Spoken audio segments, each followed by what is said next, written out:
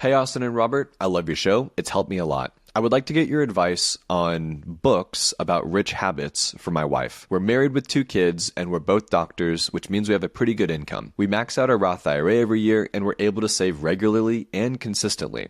I'm the one, however, responsible for that consistent savings, as our finances are very much in my purview. My wife does not seem to be very interested in that. I've always been very frugal and I can easily keep my expenses low, but I feel that my wife spends way more money than that is ideal on a monthly basis. We just got a significant raise, and it seems that this raise did not match what increased in our savings. I just feel that my wife spends until her checking account is empty at the end of each month. We're talking between $2,000 to $3,000 of unnecessary spending every single month on her side. Every time I try and talk about money to her, she's not interested and does not want to change any part of her spending habits and thinks I'm just being cheap and does not understand why I want to save and invest. Don't get me wrong, I think everybody should spend their money as they want as long as they can afford it, but being a couple, I'd like to show her my point of view more effectively. Do you recommend any books or have any advice for people like me? Thanks so much, Carlos.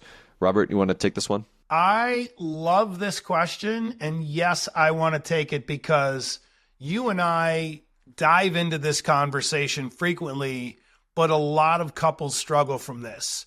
And it comes down to kind of the basics of what we preach all the time. And that is, if you don't have automation with your investments and the money is just sitting there in your accounts, you're going to spend it. And I believe that's the situation here. And I think you have every right as a married couple to have the conversation. And where I would probably start is figure out, what is your monthly budget? What are your expenses, your honest budget? There's a link in the show notes you can grab. It's free. So once the budget is made, then you have to have the serious conversation and say, look, here's where we're at. Here's what I'm trying to accomplish with our savings and investing, and have the serious conversation. Because if that money does not have automation and it's just sitting in her checking account and she's a high earner, you're right. If she does not have a place for it to go every month, it's going to get spent. This is human nature. Money that is not spoken for seems to be available and there. So what I would do with her is try to get her to understand that you want to put a number on this, that every month 15 or 20% of her net disposable income gets invested, and after that she can do what she wants with the rest.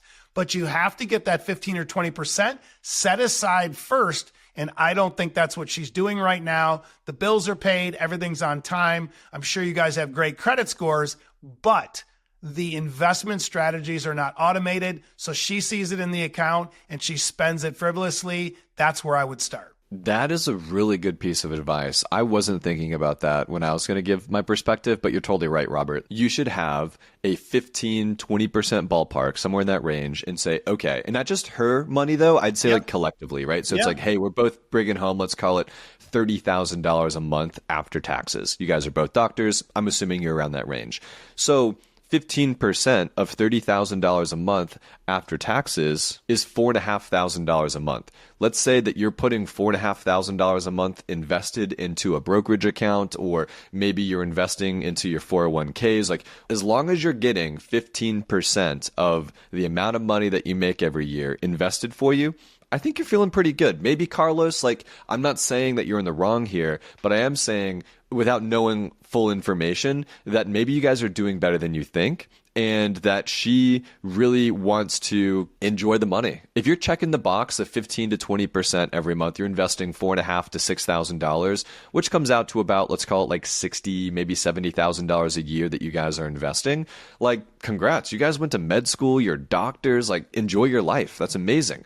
And if you're like, hey, we've got $400,000 of student loans hanging over our heads that we really want to pay off, then maybe that's a different conversation. I don't exactly know where your like anxiety with money is coming from, because it very well could be a legitimate reason, right? Maybe there's a ton of money that you guys are spending and like you guys aren't investing anything. Maybe you guys are underfunded when it comes to the retirement accounts for your age. Like there could be legitimate reasons that you're feeling this way, but assuming there's not, and you guys are investing 60, 70, maybe $80,000 a year, let's say you guys are living a normal life, which means you guys have, your debt to income ratio makes sense in your budget. Your mortgage isn't, you're not house poor. You don't have a bunch of high interest debt. You don't have, all this student loan debt. Like you should feel pretty good about where you are. Now, assuming you do have high interest debt, assuming you do have student loans, assuming you do have all these payments, that's a different story. If that's the case, you guys very, very much need to get on the same page about money. And it seems like your wife might be missing like an illustration. Maybe you need to sit down with her and show her, hey, we work too hard to be this broke, right? We work so hard as doctors. We went to school for 10 years. We worked really, really hard and we make all this money and we're broke. Assuming you're broke, right? This is that side of the equation. If that's the case, I feel like y'all need to have a heart-to-heart. Maybe you guys need to talk a little bit more about the trajectory of this. You guys don't want to be working as doctors when you're 68 years old, right? You should be living on a beach or hanging out at your lake house or whatever high earners want to do in retirement. Robert, do you have any advice to have that conversation though? Like how could he approach it? Well, let's assume they are broke. Let's assume bad things are happening in their finances that is causing a legitimate concern for Carlos here. Like how should he approach that? Is it by, mathematics showing her hey, here's where our trajectory is and it's not looking good? Is it maybe what advice do you have? Well, I think let's go back and unpack the very first part of this. And that is, I believe Carlos is in a situation where he doesn't believe it's fair. So let's look at it this way. Let's say Carlos is making $150,000 and his spouse is making $150,000. He's putting away 20% a month towards their retirement. She's putting away zero. That disparity is problematic. That's where the conversation needs to come. And so even if they got to 20% a month put away for retirement, but 15% of it's him and 5% of it's her, that could be where the disparity is coming and the anxiety is coming. So that's the conversation. And I think math is his friend, because what he can do is say, look, we're XYZ years old. This is how much we make. This is our expenses every month. We need to have $3 million away for retirement, $4 million, $5 million to keep the lifestyle we desire and live how we want to live in retirement, and then back the math out with her and say, in order to do that, we need to be putting away this amount per month. And right now you're not holding up your end of the bargain. That's where the problem lies. I don't think that they're broke. I don't think that they're not making money. I feel that it's just being spent frivolously. And because he's frugal and she's not, that is causing the disparity in them getting to where he believes they need to be financially for retirement. And I think it is a hard conversation. I too was in this position where I felt I was with somebody that was outspending what they should be spending because I'm a high earner and they just felt that I make so much money, it doesn't matter how much they spend. And to me, that is a very, very slippery slope, because you want to give your spouse everything they dream of, but you have to do it within reason. And that starts with the math, the budget, and the conversation. Yeah, and to completely solve this problem just means that Carlos and his wife need to just combine their incomes, right? Have that combined income like married people should, and say, you make 150, I make 150, combined we make 300, let's say after tax, whatever, it's 20K a month. So of this 20K, we're going to carve out 20% of it, 4,000. That's what's going to get invested.